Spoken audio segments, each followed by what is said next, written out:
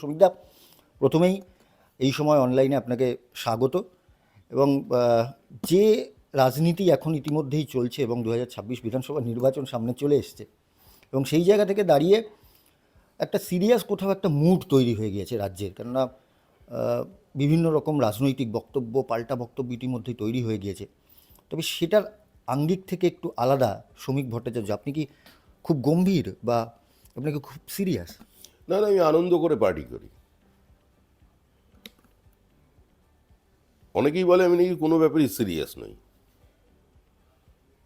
তা আমি কোথায় সিরিয়াস হতে পারবো কিনা সেটাও আমার জানা নেই, এবং এই সিরিয়াসনেসের অ্যাকচুয়ালি অর্থটা কি সেটাও আমি বুঝতে পারি না। রাজনীতি তো একটা ভাবনার সঙ্গে একটা ভাবনার লড়াই, একটা কর্মসূচির বিরুদ্ধে আরেকটা পাল্টা কর্মসূচি, একটা চলার পথ এর আর পাল্টা আরেকটা চলার পথ, কিন্তু সবটাই মিলছে গিয়ে কিন্তু একই জায়গায়। সেটা নিয়েই রাজনৈতিক সংঘাত তৈরি হয়। এখন কে কার অধিকারে কি স্পর্শ করবে সেটা আমার জানা নেই। সারাটা রাত বসে আছি ডুবো নদীর ধারে, আমি তোমার স্বপ্নে পাওয়া আঙুল স্পর্শ করি জলের অধিকারে। কে কিভাবে বিষয়টা দেখছে সেটাই আসল কথা। তবে এই মুহূর্তে পশ্চিমবঙ্গে যেটা হয়েছে, আমরা একটা রাজনৈতিক সমাজের বাসিন্দা হয়ে গেছি। সারা ভারতবর্ষের সব জায়গায় নির্বাচন চলছে, এসআইআর চলছে, রাজনৈতিক তাপ উত্তাপ আছে। যে কোনো রাজনৈতিক দলই যারা সংসদীয় গণতন্ত্রে অংশগ্রহণ করেছে তারা নির্বাচনে প্রতিদ্বন্দ্বিতা করতে চায়, সংখ্যাগরিষ্ঠতা পেতে চায়, সরকার গঠন করতে চায়। আর যদি সত্যিই রাজনৈতিক দল হয়ে থাকে, তৃণমূল কংগ্রেসের মতো না হয়, তাহলে সে তার ঘোষিত মতাদর্শের সঙ্গে খাপ খাইয়ে তার কর্মসূচিকে বাস্তবে রূপায়িত করতে চায়। এটা নিয়ে লড়াই।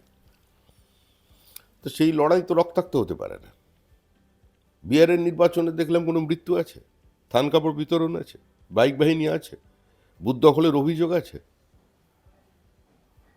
হাই ভোল্টেজ নির্বাচন, সমস্ত নেতারা নিয়ে পড়লেন। দেশের বিরোধী দলনেতা গিয়ে পুকুরে পর্যন্ত ঝাঁপ মেরে দিলেন। মানে কতটা সিরিয়াসনেস। কিন্তু ভোটের ফলাফল কি? মাত্র একটা আসনের জন্য বিরোধী দল হিসেবে স্বীকৃতি পেল আরজেডি, তাও একদিকে লালু প্রসাদ যাদব, অন্যদিকে রাবড়ি দেবী, মাঝখানে ছেলে বসে গিয়ে শপথ। এটা হয়েছে। আবার আমরাও 242টা আসন নির্বাচনে লড়ে 2টো আসন পেয়েছিলাম, পরাজয়ের মুখ দেখতে হয়েছিল। অটল বিহারী বাজপেয়ী 2.5 লক্ষ ভোটে হেরে গিয়েছিলেন গোয়ালিয়র থেকে। মনে হচ্ছিল বিজেপি শেষ হয়ে যাবে। আমাদের তো মজা করে দেখে বলতো লোক, যখন আমি রাজনীতি শুরু করি, হাম দো হামারা দো। এত বড় পার্টি, 2টো সাংসদ আর 2টো নেতা, অটল বিহারী বাজপেয়ী, লালকৃষ্ণ আদবানি। কিন্তু তারপরেও তো আমরা আছি, কারণ আমরা বলেছিলাম আমরা থাকতে এসেছি, চলে যেতে আসিনি। আমাদের লড়াইটা ছিল মতাদর্শ নির্ভর। আমাদের কর্মসূচির এর মধ্যে পরিবর্তন এসছে, মোডাস অপারেন্ডির ক্ষেত্রে কিছুটা পরিবর্তন এসছে, আসতেই হবে। আগের রাজনৈতিক যুদ্ধ আর আজকের রাজনৈতিক যুদ্ধ যদি ধরি, এক নয়। কারণ সোশ্যাল মিডিয়া আছে, জীবনের প্রত্যেকটা পদক্ষেপ ক্যামেরাবন্দি হয়ে যাচ্ছে। এটা মানব সভ্যতার অভিশাপ কিনা সেটা আমার জানা নেই, এটা নিয়ে বিতর্ক হতে পারে।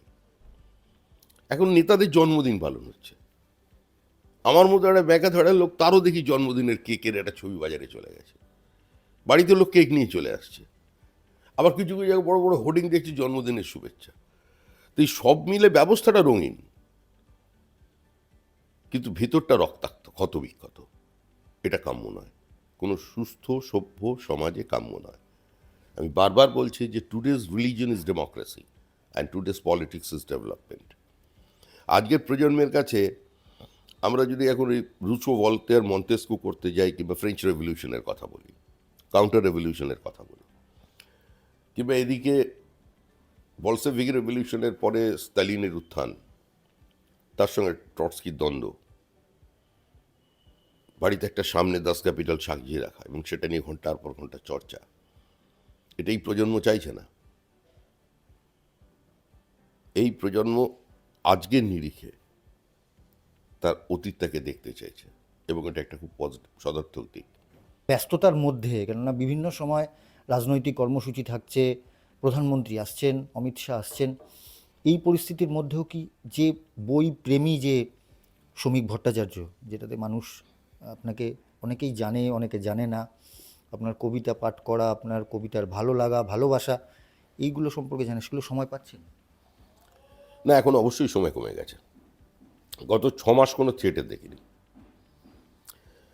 মেঘনাথ দা, মানে আমাদের শাহকের মেঘনাথ ভট্টাচার্যের গ্রুপ থেকে 2বার নিমন্ত্রণ করেছেন, যেতে পারেনি। আমার অত্যন্ত শ্রদ্ধেয় ব্যক্তি চন্দন সেন, তার যিনি জন্মদিন ছিল, 80 বছর হলো, সেদিন ফোন করেছিলেন। তারপরে তার সঙ্গে এখনো দেখা হয়নি, এবং তারপরে তার 2টো নাটক মঞ্চস্থ হয়েছে, একটাও দেখতে যেতে পারিনি। শেষ নাটক দেখতে গিয়েছিলাম একাডেমিতে, অর্ধেকটা থেকে বেরিয়ে এসেছি, কারণ একাডেমির ওখানটা প্রতি আমার একটা আকর্ষণ আছে, একটা দুর্বোধ্য টান আছে। হ্যাঁ, ওই ব্যাপারটার মধ্যে একটা, মানে একটা নস্টালজিয়া কাজ করে। এত থিয়েটার দেখেছি, কিন্তু গত 6 মাস কোনো থিয়েটার দেখিনি। এটার আমার কাছে কষ্টের বিষয়। একজন একটা ভালো কবিতার বই দিয়ে গেছে, সংকলন, মিক বসু ভদ্র সংকলন করেছেন, 3 পাতা পড়ে দেখিনি, সময় পাইনি, পাচ্ছি না। এমজি আকবরের একটা নতুন বই কিনলাম, আফটার মি ক্যাওস, মানে মুঘল বাদশাদের তাদের জ্যোতিষচর্চা নিয়ে বা তাদের অ্যাস্ট্রোলজির ওপরে তাদের কতটা বিশ্বাস ছিল, কে কীভাবে করতেন। হুমায়ুন তো অ্যাস্ট্রোলজি নিজে জানতো। এটার উপরে খুব ইন্টারেস্টিং, মজার। 13 পাতা পড়েছি, শেষ করতে পারি। এখন আমার এক বন্ধু পড়ছে বইটা, আমার কাছে নেই। তো এরকম সবসময় তো পড়া যায় না। আর মোটামুটি এটা আমার কাছে খুব কষ্টের। মানে আমাদের সময় প্রিন্ট মিডিয়ার যে একটা আকর্ষণ ছিল, এই প্রজন্মের কাছে সেটা নেই। কিছুদিন পরে মোটা সাংবাদিকতাও থাকবে না, সাংবাদিকতা থাকবে অন্য ফরম্যাটে। আবার পুরনো দিন ফেলতে পারে, কারণ আমরা তো কেউ ভবিষ্যৎ দ্রষ্টা নই। সমাজ কোন দিকে কখন মোড় নেবে কেউ জানে না। সকাল থেকে রাত পর্যন্ত প্রত্যেকের হাতে চলে আসছে, সেলফোনে দেখে নিচ্ছে সমস্ত, তারা অনেক বেশি খবর জানে। কিন্তু এতে যেটা হয়, বিটুইন দ্য লাইন্সটা বোঝা যায় না। এতে ইনফরমেটিভ হওয়া যায়, এটা নির্দিষ্ট পলিটিক্যাল পারসেপশন তৈরি হয় না। সেটা অন্য সংবাদ মাধ্যম দেয়, এবং সেটাই সংবাদ মাধ্যমের কাজ।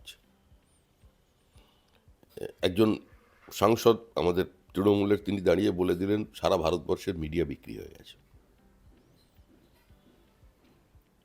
এটা সত্য মিথ্যে এটা নিয়ে আমি কোনো তার বিরুদ্ধে পক্ষে কিছুই বলতে চাই না। কিন্তু দেখা যাচ্ছে কোনো কোনো জায়গায় একটা সরকারকে, একটা মিডিয়া হাউসের যে সাপোর্ট, সেটা ইন্টেলিজেন্ট সাপোর্ট হওয়া দরকার, ট্যাসিড সাপোর্ট হওয়া দরকার। সেটা মাউথ পিস হয়ে যাচ্ছে। এটা যারা সাংবাদিক আছেন, যারা আমার দলের মতের সঙ্গে একমত নয়, চূড়ান্ত বিরোধী, তারাও সেটা ফিল করছেন। এবং সাংবাদিকতারও তারা নির্দিষ্ট রাজনৈতিক মতামত আছে, যারা আমার পক্ষে, তারাও সেটা ফিল করছেন। সাংবাদিকতাকে এবং সাংবাদিককে এর বাইরে আসতে হবে। এবং সেই বাইরে আসার পথটা কি? রাজনীতির একটা নিজস্ব ক্ষমতা আছে, নিজস্ব সত্তা আছে, সে সব কিছু গ্রাস করতে চায়। এই জায়গাটা যদি গ্রাস করে ফেলে, বিপজ্জনক। এটার জন্য কোনো দলের কথা বলছি না, আমি রাজনীতির কথা বলছি। রাজনীতি সর্বব্যাপী হতে চায় নিজে থেকেই। মানে রাজনীতি ইটসেলফ একটা, যদি আমি ধরে নিই একটা কোনো অণু, তো তার নিজস্ব সত্তার মধ্যে সে সর্বস্পর্শী হতে চায়, সর্বব্যাপী হতে চায়, এবং অবশ্যই সর্বগ্রাসী হতে চায়। এর বাইরে আসতে হবে। সেটা কিভাবে আসবে জানি না, তো আমি তো আশাবাদী। মানে যবে পার্টিতে ঢুকেছিলাম, 1% ভোট, যেটা আমরা জনতা পার্টি নই, আমরা ভারতীয় জনতা পার্টি, এটা বোঝাতাম। পরের পর ইলেকশন হেরেছি। সবাই মিলে গিয়ে একটা নির্বাচনে কাজ করছি, জানছি হারবো, জমানত বাজেয়াপ্ত হবে, কিন্তু তাও দেওয়াল লেখার খামতি ছিল, আজকের থেকে বেশি ছিল, পোস্টার লাগানো হতো, স্ট্রিট কর্নারের সংখ্যা আজ থেকে বেশি। তো আজ আমরা জিতছি, বাইনারি বদলেছে, পোলারাইজেশন ভেঙেছে, সারা ভারতবর্ষের রাজনীতির যে গণিত সেটা বদলে গেছে। কংগ্রেস যাকে হারানোর জন্য 1:1 লড়াই নিয়ে আসার জন্য বিরোধীতে ঐক্যবদ্ধ হতো, আজকে বিজেপির বিরুদ্ধে তারা ঐক্যবদ্ধ হচ্ছে। তো এই জীবনে এই যে উত্তরণটা দেখলাম, এর থেকে আনন্দ কি আছে? রাজনীতির মধ্যে হার এবং জিত দুটোর মধ্যে আনন্দ নিতে হবে, দুটো থেকে শিক্ষা নিতে হবে। তার মধ্যে দিয়ে আছে, যেতে পারি কিন্তু কেন যাব, রাজনীতি ছেড়ে যাব না। আমি এটাই বলতে যাচ্ছিলাম, যেতে পারি কিন্তু কেন যাব, রাজনীতি ছেড়ে যাব না। 2026 সামনে নির্বাচন, শক্তি চট্টোপাধ্যায় এখনও কোথাও মনে পড়ছে, মানে কে? বৃষ্টি পড়ে টাপুর টুপুর, হৃদয় ভরা বান, আকাশ বাতাস ছড়িয়েছে রবি ঠাকুরের গান। রবি ঠাকুরের গান, ওরে ভাই, রবি ঠাকুরের ছবি ঘরে এবং বাইরে যখন একলা পাবি। কাজি ফুল কুড়োতে কুড়োতে জড়িয়ে গেলি মালায়, হাত ঝুমঝুম পা ঝুমঝুম এক ঠাকুরের চালায়। কবিতা তো থাকবে, কবি ও কবিতা। শক্তি চট্টোপাধ্যায় বলতেন, কবিতা যখন আমায় ধরা দিত না, আর আমরা তো কবি নই, আমরা পাঠক। পাঠক পাঠকের মধ্যে চলবে, শক্তিতে ভক্তি তো রাখতেই হবে, নাহলে এগোবেন কি করে? বাড়ি ফেরার সময় পা থেকে মাথা পর্যন্ত টলমল করে, এসবগুলো বিভিন্ন সময় নাড়া দেয়, ছোঁয়া দেয়। তবে কিন্তু তৃণমূলের দিকে তাকে অনেকেই বলছে 14টা বছর কেটে গেল, কেউ কথা রাখেনি। অনেক প্রত্যাশা ছিল মুখ্যমন্ত্রীর কাছে, অনেক আশা নিয়ে আমরা গিয়েছিলাম, মানে বাংলার মানুষ। কি বলবো, কবির ভাষাতেই বলি, তোমারও তো শ্রান্ত হলো মুঠি, অন্যায় হবে না, নাও ছুটি।